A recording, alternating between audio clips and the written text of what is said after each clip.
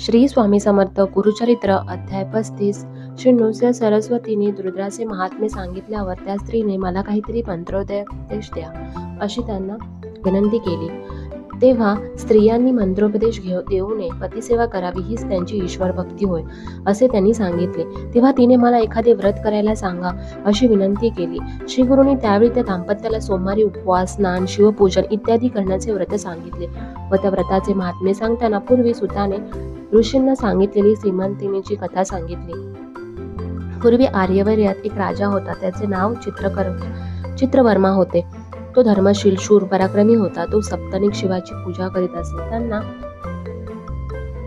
पुत्र कामना होती, पण पुष्कळ काळाने त्यांना कन्या झाली. तिचे नाव सीमंतिनी ठेवले. ती पर्वतासारखी रूपवान होती. तिचे जातक सांगण्यासाठी सर्व ज्योतिषांना बोलवले. ते म्हणाले, ही कन्या सुलक्षणी आहे. तिची कीर्ती गंगेसारखी होईल. ती पतीसह 10 सहस्र वर्ष राज्य करेल. तिचे असे भविष्य वर्तवले तेव्हा राजाला फार आनंद झाला. पण राजा सभेत बसला असता एक ब्राह्मण निर्भयपणे म्हणाला, हे राजा, माझे वचन ऐक.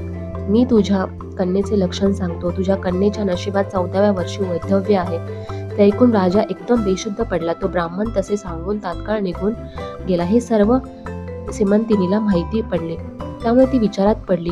पुढे याज्ञवल्क्य ऋषींची पत्नी मैत्रेयी राजमहालात आली. सीमंतिनीने तिला वंदन केले आणि तिची विनवणी केली. माझे रक्षण करा, माझे सौभाग्य स्थिर राहील असा उपाय सांगा.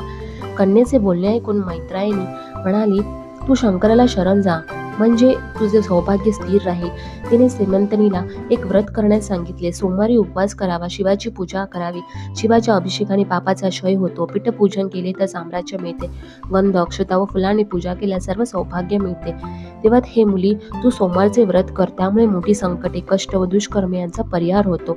पार्वतीवर शंकर याची पूजा केल्यास सर्व पापे दूर जातात. असे ऐकून सीमंतिनीने लगेच त्या व्रताचा स्वीकार केला. नलंदेमुळे तिच्या वंशात इंद्रसेन राजाचा राजकुमार चंद्रागत याच्याबरोबर तिचा विवाह झाला.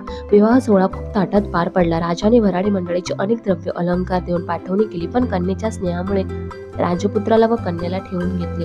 सासऱ्याकडे आनंदाने व प्रेमाने राहत असता एक दिवस राजपुत्र सर्व दलभारासह कलिंदी नदीत जलविहारासाठी आनंदाने निघाला. राजपुत्र अनेक लोकांचा नदीत पोहत असताना बुडाला. राजाचा जावई बुडाला म्हणून सगळीकडे एकाच ओरडा सुरू झाला. त्याच्याबरोबर सर्व लोक, गट्टे नाविक यांनी पाण्यात खूप शोध घेतला, पण राजपुत्र कोणालाही सापडला नाही. ही वार्ता वाऱ्यासारखी राजमहालापर्यंत पोहोचली. हे ऐकून राजा मूर्छा होऊन धर्तीवर कोसळला. सीमंतिनी तर प्राणगत्याच करायला निघाली, पण राजाने व राणीने मुलीचे कसे तरी